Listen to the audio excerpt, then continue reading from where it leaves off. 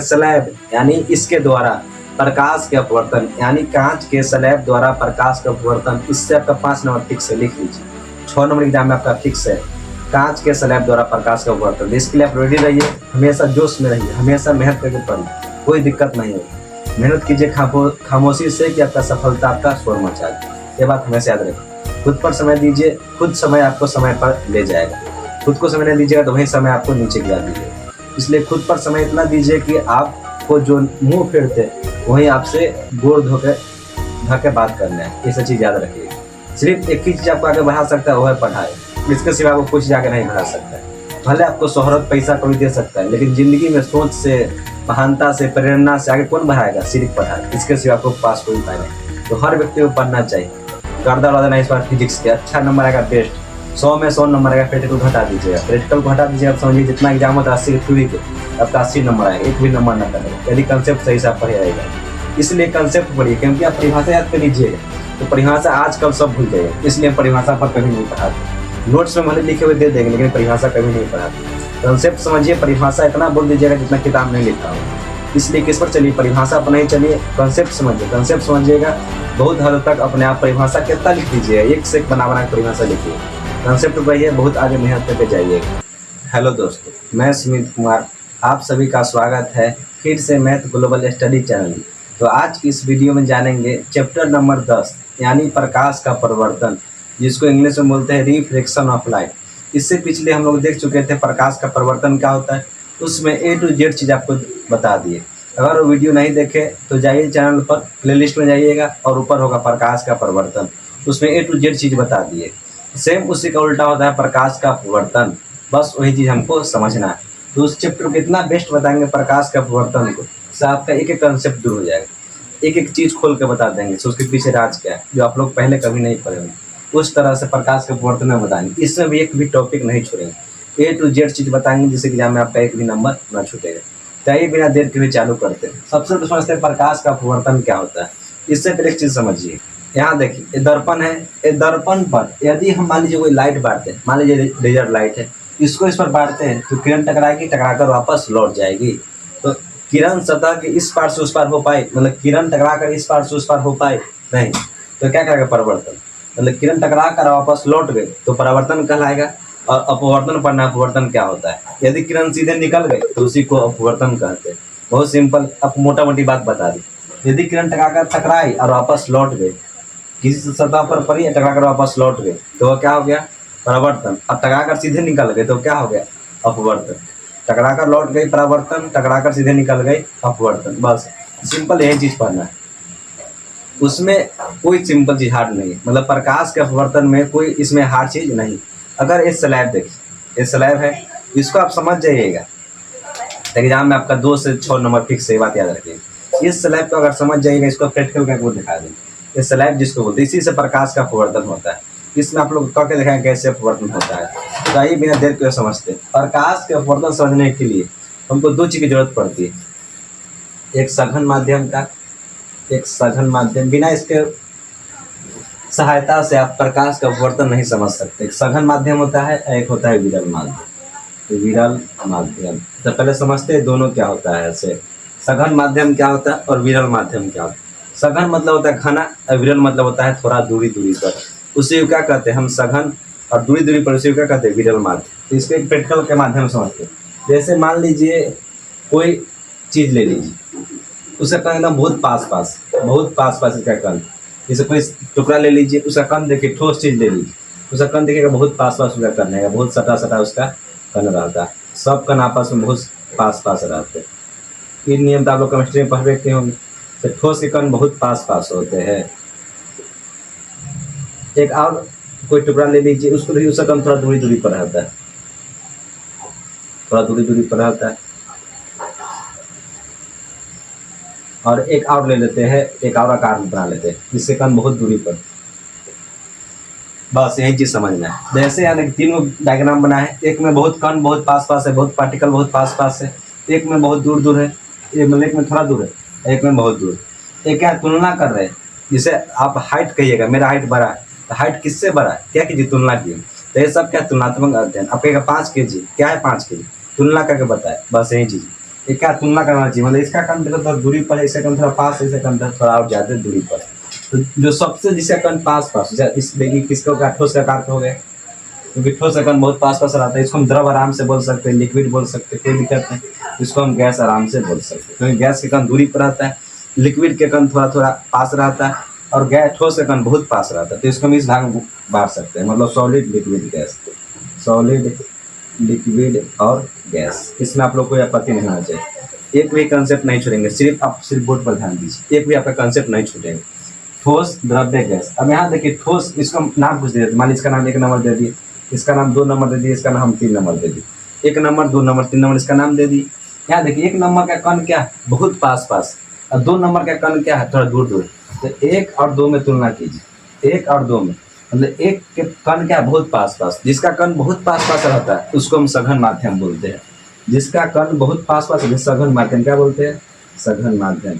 जिसका कण, इस दोनों में तुलना करने में किसका कण, किसके कण बहुत पास पास, इस दोनों में, एक में डायग्राम 1 डायग्राम 2 में तुलना करने पर किसका कण बहुत आस पास है, तो डायग्राम 1 का, और 2 क्या है इसका, डायग्राम 2 है तो उसको क्या कहेंगे, विरल माध्यम। बस आप लोग मुझे उम्मीद है कि समझ गए सघन माध्यम विरल माध्यम क्या होता है। अब बताइए डायग्राम 1 में और 3 में, डायग्राम 1 और 3 में कौन सघन है कौन विरल।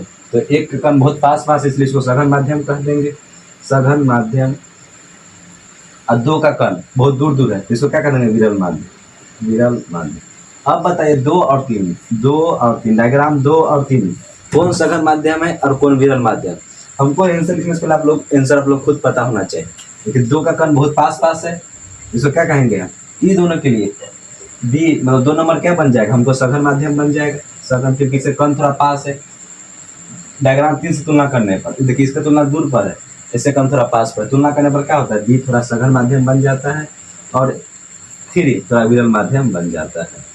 तो कहने का मतलब तात्पर्य क्या है, जिसके कण बहुत पास पास हो उसको सघन माध्यम कहेंगे, जिसके कण थोड़ा दूरी पर उसको विरल माध्यम कहते हैं। अब इसमें कोई दिक्कत नहीं, जैसे हवा, हवा क्या, हवा के कण बहुत दूर दूर रहते हैं इसलिए आपको दिखाई नहीं देता है। जल, जल के कण थोड़ा पास रहते हैं तो जल के कण पास, तो जल सघन माध्यम हो गया। और वायु, वायु के कण दूर रहते हैं तो क्या हो गया, विरल माध्यम हो गया। तो वायु और जल में, वायु और जल में, वायु कण दूर पर रहते हैं, जिसका कण दूरी पर उसको विरल माध्यम बोलते हैं, विरल माध्यम। विरल मतलब विरल है, उसका कोई अंत नहीं है। और जल, जल में देखिए कण थोड़ा पास रहते इसलिए आपको दिखाई देते हैं, इसलिए क्या होगा, सघन, मतलब कण थोड़ा पास पास, सघन माध्यम, सघन माध्यम। इसमें कोई आप लोग दिक्कत नहीं होना चाहिए कोई। इसमें आप जैसे शीशा, शीशा लीजिए, शीशा और जल, जल के कण थोड़ा दूरी पर होते हैं इसलिए आपको दिखाई देते हैं लिक्विड अवस्था में, तो जल के कण थोड़ा दूरी पर रहते हैं, शीशा ठोस अवस्था में, उनसे कण पास पास रहेंगे, तो शीशा क्या हो गया, सघन माध्यम, क्या हो गया, सघन माध्यम। और जल क्या हो गया, विरल माध्यम, विरल माध्यम। तो दिक्कत नहीं, जिसके कण पास पास हो सघन माध्यम, जिसके कण दूर दूर हो उसको क्या कहते हैं, विरल माध्यम। जैसे देखिए ये क्या है, शीशा, इसके कण बहुत पास पास इसलिए जुड़ा हुआ है, नहीं तो बिखर जाता। तो क्या हो गया, इसमें और हवा में तुलना करेंगे तो ये क्या हो गया, सघन माध्यम, क्योंकि इसके कण बहुत पास पास है, हवा तक तरह से गैस है, उसके कण दूर दूर है तो क्या हो गया, विरल माध्यम। तो सघन माध्यम विरल माध्यम समझ गए। मुझे उम्मीद है कि इसमें कोई आपको चीज़ बताने की जरूरत नहीं। अब क्वेश्चन नंबर पर आते हैं, इसमें कोई आप लोग को दिक्कत नहीं है, कोई दिक्कत नहीं होना चाहिए। अब प्रकाश का अपवर्तन समझते हैं, प्रकाश का अपवर्तन क्या होता है। उससे पहले एक डायग्राम बनाते हैं, एक डायग्राम बनाइए। चलिए एक लाइन खींच दी, कोई दिक्कत नहीं, एक लाइन खींच दी, मतलब समझे एक कोई सतह ले ली, एक सतह ले लिए, उस पर कोई किरण के गुजारते, मान लीजिए कोई किरण के हम ला रहे हैं, एक सतह लिए उस पर हम कोई किरण के ला रहे हैं, जिस जैसे सतह से ऊपर, सतह से ऊपर मान लीजिए विरल माध्यम, विरल माध्यम, विरल माध्यम कुछ भी हो सकता है, विरल माध्यम हवा भी हो सकता है, विरल माध्यम जो इसका कण पास हो। मेरा तुलना किससे कर रहे हैं, और नीचे मान लीजिए सघन माध्यम, नीचे कौन माध्यम है, सघन माध्यम, सघन माध्यम, ऊपर विरल माध्यम है, नीचे सघन, सघन माध्यम मान लीजिए कुछ भी हो सकता है, पानी, जल, कुछ भी आप मान सकते हैं। इन दोनों जल और हवा में तुलना करने में, जल कण बहुत पास पास होते हैं, जल सघन माध्यम हो गया, हवा कण दूर रहती इसलिए क्या, विरल माध्यम। यदि किरण किस माध्यम से आ रही है, विरल माध्यम से आ रही है, मतलब हवा से हमको किरण आ रही है, तो इसके बीचे बीच एगो विलम्ब खींच देते हैं, बीचे बीच एगो लम्ब खींच देते हैं, इसको हम विलम्ब कहते हैं, इसको अच्छा से खींच देते हैं, एक बीचे बीच हम लम्ब खींच दिए, इसमें आप लोग कोई दिक्कत नहीं होना चाहिए। एक बीचे बीच हम लम्ब खींच दिए, एक सतह लिए, एक विरल माध्यम से किरण के गुजारे, मान लीजिए एक सतह ले ली, इसे टॉर्च बारे विरल माध्यम से क्या किया, टॉर्च बारे। विरल माध्यम हवा हो सकता है, हवा में से टॉर्च बारे। टॉर्च बारने के बाद आपको कैसा लगेगा, किरण के टॉर्च बारे, यहाँ से किरण आया, आपको कैसा महसूस होगा, ऐसे किरण सीधे निकल गए, जल में आई किरण क्या आगे सीधे निकल गए, सीधे निकल गए, आपको इस तरह से लगेगा। तो किरण वहां से आ रहा है, मतलब किरण आई इधर सीधे निकल गई, इसमें कोई दिक्कत नहीं चाहिए, मतलब किरण आए सीधे किरण चले, उसी में आपको लगेगा किरण आए ना टॉर्च वाले सीधे निकल गई, ऐसा आपको महसूस लगे कि नहीं लगे। लेकिन वास्तव में ऐसा नहीं होता। यदि विरल माध्यम से कोई किरण आ रही है तो सघन माध्यम यानी इसमें कण क्या है, ज्यादा, इसमें कण क्या है, कम। कौन ज्यादा, जैसे कोई ट्रैफिक कम है, चलिएगा तो एकदम स्पीड में दौड़ जाइए, फाका है दौड़ जाएगा एकदम स्पीड में, आपको भीड़ भाड़ में स्पीड में चलिएगा, नहीं चलिएगा तो आपका ऑटोमेटिक आपका स्पीड क्या होगा, कम हो जाएगा। सेम इसी तरह फाका हवा है, इसका कण दूर दूर है, तुरंत स्पीड में किरण आ रहा है। लेकिन सघन माध्यम जल, इसे कण बहुत पास है, इसमें चलने में मुश्किल होगी कि नहीं, किरण के चलने में मुश्किल नहीं होगी, इसका स्पीड बढ़ जाएगा, मतलब आपको लगेगा जा रहा है लेकिन सीधे नहीं जाएगा, इधर मुड़ जाएगा, इधर ये मुड़ जाएगा, उसको अच्छा से बना देते, इधर ये क्या करेगा, मुड़ जाएगा। इसमें कोई आप लोगों का आपत्ति नहीं होना चाहिए, कोई दिक्कत नहीं होना चाहिए। किरण आया इधर मुड़ गया, मतलब यदि विरल माध्यम से सघन माध्यम किरण आ रही, इसको ई लाइन को क्या बोलते हैं, जो पीछे पीछे लंब खींचे, इसको क्या बोलते हैं, अभिलंब। अभिलंब आने वाले किरण क्या बोलते हैं, अपवर्तित किरण। अपवर्तित किरण आने वाले किरण को क्या बोलते हैं, अपवर्तित किरण, रिफ्लेक्टेड रे। और किरण जो सीधे निकल गए उसको बोलते हैं, आपको बोला के चाहिए परावर्तित किरण। जैसे किरण आए टका का वापस लौट गए, आने किरण अपवर्तित किरण, टका का लौटने किरण को परावर्तित किरण कहते हैं। तो आपको प्रकाश परावर्तन में बता चुके हैं। सेम इसी तरह किरण आए उसको अपवर्तित किरण कहेंगे, और किरण आ गया मुड़ गई उसको क्या कहेंगे, परावर्तित किरण नहीं कहेंगे, इसको और नाम बोलते हैं, अपवर्तन किरण। अपवर्तन किरण समझ में आया कि ना। आने वाले किरण को अपवर्तित किरण कहते हैं, और टकरा कर सीधे जो मुड़ गए उसको क्या कहते हैं, अपवर्तन किरण, चाहे अपवर्तित किरण भी बोलते हैं। अपवर्तित किरण, अपवर्तित किरण यहाँ बोलेंगे अपवर्तित किरण, आने वाले किरण को अपवर्तित किरण बोलेंगे, अपवर्तित किरण। और टका कर लौटने किरण को अपवर्तित किरण बोलेंगे, अपवर्तित किरण, अपवर्तित किरण। इसमें कोई दिक्कत नहीं होना चाहिए। और जो अभिलंब और आपतित किरण के बीच कोण बनता है इसको आपतन कोण कहते हैं, जिसको हम आई से लिखते हैं। और ये क्या होगा, अभिलंब, और ये क्या होगा, अपवर्तित किरण, इसी को हम आपतन कोण बोलते हैं। इसको क्या बोलेंगे, जैसे उसमें किरण आई, सतह आई, टका का वापस लौट गए, बीचे बीच लंब खींच दिए। आने वाली किरण और अभिलंब के बीच कोण को आपतन कोण कहते हैं, जाने वाली किरण और अभिलंब के बीच कोण को परावर्तन कोण कहते हैं। लेकिन इसमें परावर्तन, उसमें था परावर्तन, इसमें अपवर्तन, इसमें अपवर्तन कोण कहेंगे। आर को क्या बोलेंगे, अपवर्तन कोण, मतलब कोई आई को बोलेंगे आपतन कोण, आपतन कोण, और कोण आर को बोलेंगे अपवर्तन कोण। उसमें परावर्तन था परिवर्तन कोण बोलते थे, अभी इसमें अपवर्तन अपवर्तन कोण बोलेंगे। इसमें कोई दिक्कत नहीं होना चाहिए। मतलब अभिलंब और आपतित किरण के बीच कोण बना तो अपतन कोण हो गया, और अभिलंब और अपवर्तित किरण के बीच कोण बना उसको हम अपवर्तन कोण कहते हैं। इसमें कोई दिक्कत नहीं होना चाहिए। ये अभिलंब हो गया, बीच बीच क्या खींच दिया, अभिलंब। ये आपतित किरण, ये परावर्तित किरण। सघन माध्यम मतलब हवा है, हवा से किरण आई, और फिर में मतलब हवा में कण तो फाका फाका होता है, और जो शीशा होता है, जैसे जल हो गया, जल क्या है, इसमें जल को सघन माध्यम माने तो उसमें कण थोड़ा पास होते हैं, तो भीड़ से जाएगा, फाका रास्ता जाएगा, भीड़ में तो दिक्कत आपको होबे करेगा, मतलब स्पीड ऑटोमेटिक घट जाएगा।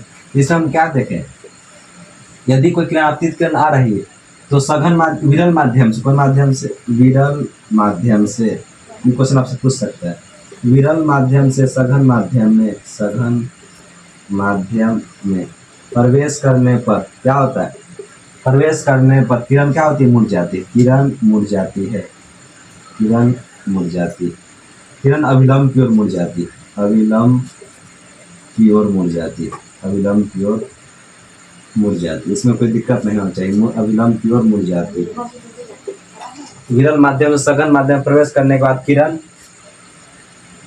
विरल माध्यम से सघन माध्यम में प्रवेश करने के बाद किरण अभिलंब की ओर मुड़ जाती है। एक क्वेश्चन आपसे पूछेगा, यदि किरण विरल माध्यम से सघन माध्यम में प्रवेश कर रहा है तो किरण क्या होगा, तो अभिलंब की ओर झुक जाएगी। अब क्यों झुकेगी, एक कारण आप लोग को बता दें क्यों झुकेगी। जैसे आप किसी सुनसान जगह पर चले तो आपका स्पीड ज़्यादा होगा, इस पर गाड़ी स्पीड चलाएगा। किसी भीड़ भाड़ में ट्रैफिक में गाड़ी चलाएगा तो स्पीड उसका ऑटोमेटिक घट जाएगा। इधर कण फाका है, विरल माध्यम में कण बहुत दूर दूर है, स्पीड प्रकाश चल रहा है, और इसमें सघन माध्यम में इसमें क्या है, कण पास पास, स्पीड ऑटोमेटिक घट जाएगी। मतलब इसमें चाल क्या है, चाल कम जाती है, चाल कमने के कारण चाल कम ने उतारा, क्या होता है, ये मुड़ जाती है। कुछ है क्यों मतलब चाल बोलिए वेग बोलिए उसका स्पीड बोलिए, इसी को दोनों सेम होता है, चाल वेग दोनों क्या होता है, सेम होता है। तो चाल या वेग क्या होती है, कम ने कारण क्या होती है, अपने विलंब की ओर मुड़ जाती है। एक कंसेप्ट जाने। अब एक कंसेप्ट और देखते हैं, ये चीज समझ गए, अगला देख, अगला क्या, एक सौ और लेते हैं। ऊपर हम सघन माध्यम मान लेते हैं, सघन माध्यम, और नीचे मान लेते हैं विरल माध्यम, विरल माध्यम। ऊपर सघन माध्यम, नीचे विरल माध्यम। सघन माध्यम जो किरण है, सघन माध्यम जल को आप मान लीजिए, और विरल माध्यम आप हवा को मान लीजिए। तो सघन माध्यम से कोई किरण आए, किरण आए, आने वाले किरण को आपतित किरण कहते, आपतित किरण कहते, इसमें कोई दिक्कत नहीं होनी चाहिए, आपतित किरण कहते। और किरण आए, बीचे बीच क्या खींच दिया, विलंब खींच दिए, इसको विलंब खींच देते हैं, बीचे बीच अविलंब खींच। तो किरण आए को लगना कैसे चाहिए, सीधे किरण निकल गई, सब किरण आए किरण सीधे निकल गई। आपको इसी तरह महसूस होगा, किरण आए सीधे किरण निकल गई, लेकिन वास्तव में ऐसा नहीं होता। सघन माध्यम क्या है, जल, इसके कण बहुत क्या है, पास पास, इसके कण क्या है, बहुत पास पास, इसमें स्पीड चलना क्या होगा, मुश्किल होगा।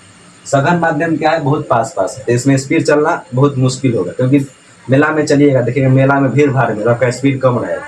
अब फाका में देखिएगा स्पीड आपका ज़्यादा रहेगा। अब मेला में दौड़िए, आपका देखिएगा स्पीड कम रहेगा। अब ऐसे फाका में दौड़िए, आपका स्पीद ज़्यादा रहेगा। वही बात है, मतलब जल में क्या कण पास पास होते हैं।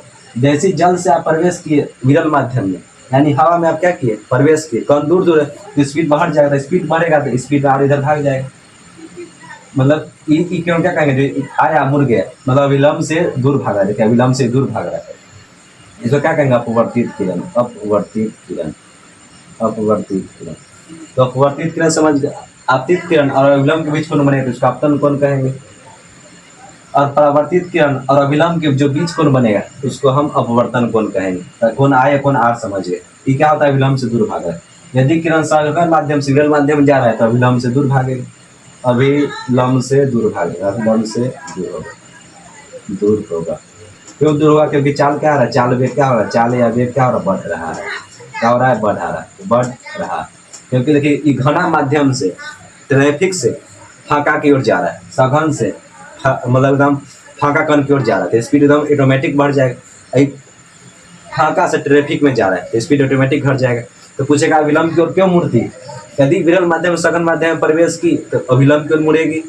क्यों मुड़ेगी, क्योंकि उसका स्पीड क्या होता है, कम, वेग चाल क्या होता है, कम हो जाता है। सघन माध्यम से यानी भीड़ भाड़ से फाका में घुसी तो क्या स्पीड बढ़ जाएगा। मतलब यदि सघन माध्यम से विरल माध्यम में गई तो अविलंब से दूर एकदम स्पीड में भाग जाएगा, विलंब से दूर भाग, क्यों भाग जाएगी, क्योंकि उसका चाल में क्या हुआ, बढ़ गया। तो बस यही प्रकाश को, इसी को प्रकाश का अपवर्तन कहते हैं। यानी कोई किरण सघन माध्यम से विरल माध्यम मतलब किसी माध्यम में प्रवेश करने के बाद वह बिना विचलित हुई सीधे निकल जाती है। कोई किरण किसी माध्यम में प्रवेश करने के बाद बिना विचलित हुई सीधे निकल जाती है, उसी घटना को प्रकाश का अपवर्तन कहते हैं। जैसे कोई चीज लीजिए, प्रकाश किरण सीधे निकल गई तो उसी को क्या कहते हैं, प्रकाश के अपवर्तन। जो हम दो एग्जाम्पल समझ लें, ये बहुत इंपॉर्टेंट दो चीज पूछ सकते हैं। यदि किरण विरल से सघन में आ रही है तो विलंब की ओर मुड़ जाएगी, और सघन मतलब घना से जा रही है फाका की ओर तो दूर भागेगी। अब यहाँ पर समझना है, अब यहाँ से क्वेश्चन आपसे पूछेगा, आने वाले एग्जाम में पूछ सकता है, हर कंसेप्ट इसमें बता दिए। कोण आपतन कोण और इसमें क्या होगा, अपवर्तन कोण। तो आपतन कोण और अपवर्तन कोण में कौन बड़ा कोण बनेगा, आपतन कोण और अपवर्तन कोण में कौन बड़ा कोण बनेगा, तो बताइए कौन बड़ा कोण बनेगा। यहाँ पर आपतन कोण देखिए, यहाँ पर आपतन कोण आए और मुड़ गए, जाना इधर चाहिए और कम हो गए, मतलब आपतन कोण ज्यादा बड़ा है लेकिन अपवर्तन कोण कम है, तो आपतन कोण इससे बड़ा होगी और अपवर्तन कोण छोट होगी। पहला कंडीशन की आ रहा है इधर और इधर में झुक गए, ये सब जा रहे हैं और झुक गए, मतलब मेरा वेग कम हो, इससे इधर आ रहे हैं, इतना पर ना जाके हम और इधर झुक गए, मतलब कोण कम आती ना, जितना इधर कोण चाहिए उतना इधर कोण हो, लेकिन उससे हम कम अविलंब की ओर मुड़ गए तो कोण कमेगा, ऑटोमेटिक अपवर्तन कोण कम जाएगा। मतलब इस कंडीशन में अविलंब की ओर मुड़ने वाले कंडीशन में आपतन कोण बड़ा होता है और अपवर्तन कोण छोटा होता है। इसमें देखिए आपतन कोण, देखिए यहाँ पर आपतन कोण और अपवर्तन कोण, यहाँ देखिए आया और दूर भाग गया, मतलब आया कम एंगल 30 एंगल से, अब मान लीजिए भाग गया 45 के एंगल से, तो इसमें क्या है, परावर्तन कोण अपवर्तन कोण बड़ा। ये दो कंडीशन याद रखिए। पूछेगा आई बराबर आर कब होता है, जब प्रकाश की किरण सघन माध्यम से विरल माध्यम में प्रवेश करती है तब। कोण आई ग्रेटर देन आर कब होता है, जब विरल माध्यम सघन माध्यम में प्रवेश करती है। तो ये बहुत डीप कंसेप्ट था, जे नीट में भी इसका काम दे सकता है, ये चीज याद रखिएगा। तो आप समझा दिए सघन विरल क्या होता है, सघन माध्यम से विरल माध्यम में जाने के बाद अविलंब की ओर मुड़ जाती है क्योंकि चाल घट जाता है। सघन से विलंब में जाएगा, चाल बढ़ जाएगा, इसलिए अभिलंब से दूर भाग जाएगी। इसमें हमेशा ये देखिए कोण है, इतना बड़ा कोण है, इतना छोटा कोण, समझ गए कि ना? ये चीज़ आपको समझना है। अब समझते हैं प्रकाश के अपवर्तन के कितने नियम होते हैं। प्रकाश का अपवर्तन समझ गए। यदि प्रकाश के किसी भी माध्यम में प्रवेश की बिना मुड़े हुए सीधे निकल गए तो उसी को प्रकाश का अपवर्तन कहते हैं। हाँ, टकराकर वापस लौट गए तो उसको परावर्तन कहते हैं। एक बार उसका नियम जान जाते हैं, जैसे प्रकाश का अपवर्तन का नियम जाने तो उसी तरह प्रकाश का अपवर्तन के नियम जान जाते हैं। 2 मिनट का टॉपिक है, कुछ नहीं है। अब यहाँ देख, अब समझते हैं प्रकाश के अपवर्तन के नियम। लॉ ऑफ रिफ्रैक्शन, रिफ्रैक्शन मतलब अपवर्तन के नियम। देखिए सिंपल है, जिस तरह पहला नियम प्रकाश परिवर्तन का था उसी तरह प्रकाश का अपवर्तन का पास दोनों नियम सेम। जैसे ही सतह हो गया, विरल माध्यम से किरण आई टकराकर, ये अभिलंब खींच दिए, किरण जाना इस तरह चाहिए था लेकिन इस तरह ना, फेन से खींच दे। सतह हो गया, किरण आई, अन्य किरण का अपतित किरण करते, बीचे बीच का इसका अभिलंब हो गया। किरण जाना इस तरह चाहिए था लेकिन यह अभिलंब की ओर मुड़ गए, लेकिन यह अभिलंब की ओर मुड़ गए। बस इसको अपतित किरण बोलते हो, आपको पता है। इसको अपतित किरण बोलते हैं, इसको अपवर्तित किरण बोलते हैं। इस लाइन को अपवर्तित किरण, अपवर्तित किरण बोलते हैं। इसको हम अपवर्तन कोण बोलते हैं, इसको हम आपतन कोण बोलते हैं, इसको अभिलंब बोलते हैं। यहाँ देखिए अभिलंब, यहाँ क्या है अभिलंब, ये क्या है अपतित किरण, ये क्या है अपवर्तित किरण। देखिए तीनों एक ही बिंदु पर, बस पहला नियम यही है। मतलब अपतित किरण, इंसिडेंट रे और रिफ्लेक्टेड रे, अपवर्तित किरण, अपवर्तित किरण और अभिलंब तीनों एक ही बिंदु पर होते हैं। अभिलंब तीनों एक ही समतल पर होते हैं। सेम प्रकाश के परिवर्तन का फर्स्ट नियम और प्रकाश के परिवर्तन का फर्स्ट नियम दोनों सेम, इसमें कोई दिक्कत नहीं होना चाहिए। प्रकाश के परिवर्तन का फर्स्ट नियम और प्रकाश के परिवर्तन का फर्स्ट नियम दोनों सेम, बस सेकेंड नियम थोड़ा चेंज। तो फर्स्ट लो जान ले, फर्स्ट लो नियम जान ले, इसमें कोई दिक्कत नहीं। अपतित किरण, परावर्तित किरण, अभिलंब तीनों एक ही बिंदु पर आके एक ही समतल पर आके हमको मिल रहा है, कोई दिक्कत कोई परेशानी नहीं। गर्दा वर्दा नहीं, इस बार फिजिक्स के अच्छा नंबर आएगा बेस्ट, 100 में 100 नंबर आएगा। प्रैक्टिकल घटा दीजिएगा, प्रैक्टिकल को हटा दीजिएगा। आप समझिए जितना एग्जाम होता है 80 के थ्योरी के, आपका 80 नंबर आएगा, एक भी नंबर ना कटेगा यदि कंसेप्ट सही से आप पढ़े आएगा। इसलिए कंसेप्ट पढ़िए, क्योंकि आप परिभाषा याद कर लीजिएगा तो परिभाषा आजकल सब भूल जाइए, इसलिए हम परिभाषा पर कभी नहीं पढ़ाते। नोट्स में भले लिखे हुए दे देंगे लेकिन परिभाषा कभी नहीं पढ़ाते। कंसेप्ट समझिए, परिभाषा इतना बोल दीजिएगा जितना किताब में लिखा हो। इसलिए किस पर चलिए, परिभाषा पर नहीं चलिए, कंसेप्ट समझिए। कंसेप्ट समझिएगा, बहुत हद तक अपने आप परिभाषा कितना लिख दीजिएगा, एक से एक बना बना परिभाषा लिखिए। कंसेप्ट पर ये बहुत आगे मेहनत करके जाइएगा। अपवर्तित किरण और परावर्तित किरण समझ गए, और अभिलंब तीनों एक ही समतल पर होता है, तीनों एक ही तल पर होता है, कोई दिक्कत नहीं। अब सेकेंड लो, सेकेंड लो अच्छा नियम, इसको तो हमेशा याद रखना है।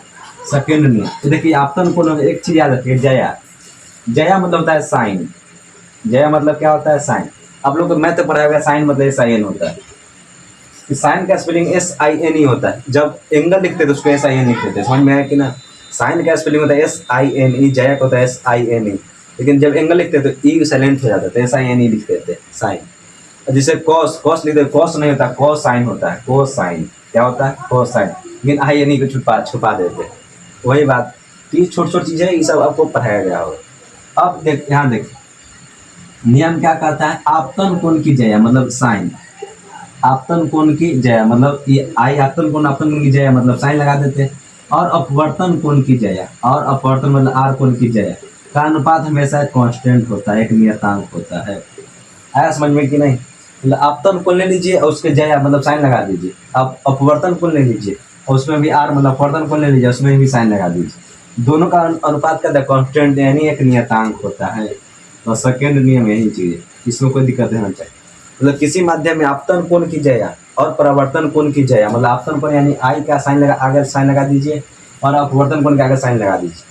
दोनों की जया का अनुपात एक नियतांक होता है। कहने का मतलब क्या है, जैसे यहाँ देखिए, यहाँ 30 डिग्री एंगल बनेगा तो यहाँ भी एंगल इतना ही बनेगा, तो दोनों कट के एक सेम वैल्यू है।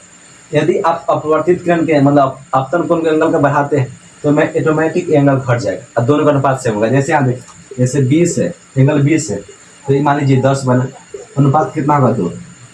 मान लीजिए इस एंगल को आप 20 से उठा के 40 कर देते तो ऑटोमेटिक नीचे वाला एंगल 20 बन जाएगा, तो अनुपात कितना होगा 2। मान लीजिए आपके इस एंगल को माने कि इसमें हम 80 कर दें, यहाँ पर यहाँ से टॉर्च बार है तो इसको हम नक पे टॉर्च बार मार के हम टॉर्च बार, कोई दिक्कत नहीं बारी। यदि इसको यहाँ से टॉर्च मारते तो मुड़ने के बाद 40 के एंगल पर ही मुड़ेगी, अनुपात कितना का हमेशा 2 है। तो एंगल चेंज, यदि अपवर्तन कोण चेंज करते तो यदि आपतन कोण चेंज करते हैं तो अपवर्तन कोण ऑटोमेटिक चेंज हो जाता है, इसमें कोई समझने वाली बात नहीं। यदि आप आपतन कोण चेंज करते हैं ऑटोमेटिक ही चेंज हो जाएगा, एकदम हमेशा सबका वैल्यू सेम आएगा। मतलब आपतन कोण अपवर्तन कितना भी इसका निकाल लीजिए वैल्यू सब हमेशा सेम आएगा, कभी इसका वैल्यू चेंज नहीं आएगा, ये बात याद है। मतलब हमेशा इसका कांस्टेंट वैल्यू आएगा, कभी इसमें परिवर्तन ना हो। मान लीजिए आपतन कोण के 30 डिग्री है तो ऑटोमेटिक ई कोण 10 डिग्री हो जाएगा। समझ में आया कि नहीं? मतलब ऑटोमेटिक कोण 15 डिग्री हो जाएगा। मतलब अनुपात कितना होगा दो, बस यही चीज। तो दो नियम प्रकाश का अपवर्तन भी पढ़ लिए, प्रकाश का अपवर्तन के नियम भी पढ़ लिए। प्रकाश का अपवर्तन के नियम क्या है? सबसे फर्स्ट लो, आपतित किरण, परावर्तित किरण और अभिलंब तीनों एक ही समतल में होते हैं। और सेकंड नियम क्या है? आपतन कोण की जय है, मतलब आपतन कोण साइन आई के आगे साइन लगा दीजिए और आप अपवर्तन कोण यानी आर के आगे साइन लगा दीजिए, दोनों को बटा में अनुपात कीजिएगा तो कांस्टेंट हमेशा कांस्टेंट आएगा। यदि आपतन कोण बढ़ाते हैं तो अपवर्तन कोण ऑटोमेटिक घट जाएगा, यदि आपतन कोण घटाते तो ऑटोमेटिक अपवर्तन कोण बढ़ जाएगा। ये सिंपल नियम है, इसमें कोई दिक्कत नहीं। इसी नियम को स्नेल बाबा दिए, स्नेल, इसीलिए इसे कहते हैं स्नेल के नियम। इसे कुछ नहीं, सब फालतू है समय बर्बाद करने के लिए। समझ में कि नया बात कथी बोल दिया, इसी को डिक्ट बोलता है स्नेल के नियम याद कीजिए, इससे प्रकाश का अपवर्तन के नियम होते हैं। तो इतना कहा आदमी झंझट करता है, तो ये चीज बच्चा को माइंड को क्या करते हैं, कुछ नहीं है, आई साइन आई बटा साइन आर कांस्टेंट होता है, इसी को स्नेल का नियम कहते हैं। मतलब आपतन कोण की जय बराबर परिवर्तन कोण की जय का अनुपात कांस्टेंट होता है, उसी को हम क्या कहते हैं? स्नेल के नियम कहते हैं। मतलब स्नेल के नियम पढ़ लिए, प्रकाश का अपवर्तन पढ़ लिए, प्रकाश का अपवर्तन के नियम पढ़ लिए। अब अगले वीडियो में समझेंगे स्लैब यानी इसके द्वारा प्रकाश के अपवर्तन, यानी कांच के स्लैब द्वारा प्रकाश का अपवर्तन। इससे आपका 5 नंबर फिक्स है, लिख लीजिए। 6 नंबर एग्जाम में आपका फिक्स है कांच के स्लैब द्वारा प्रकाश का अपवर्तन। इसके लिए आप रेडी रहिए, हमेशा जोश में रहिए, हमेशा मेहनत करके पढ़िए, कोई दिक्कत नहीं होगी। मेहनत कीजिए खामोशी से कि आपका सफलता आपका शोर मचा दे, ये बात हमेशा याद रखें। खुद पर समय दीजिए, खुद समय आपको समय पर ले जाएगा। खुद को समय नहीं दीजिएगा तो वही समय आपको नीचे गिरा दीजिएगा। इसलिए खुद पर समय इतना दीजिए कि आपको जो मुंह फेरते वही आपसे गोड़ धोके बात करना है, ये सब चीज़ याद रखिए। सिर्फ एक ही चीज़ आपको आगे बढ़ा सकता है, वो है पढ़ाई। इसके सिवा आपको कुछ आगे नहीं बढ़ा सकता है। भले आपको शोहरत पैसा कोई दे सकता है, लेकिन जिंदगी में सोच से, महानता से, प्रेरणा से आगे कौन बढ़ाएगा? सिर्फ पढ़ाई, इसके सिवा आपको पास कोई उपाय नहीं। तो हर व्यक्ति को पढ़ना चाहिए। इसी के साथ मैं वीडियो समाप्त करता हूँ। जय हिंद, जय भारत।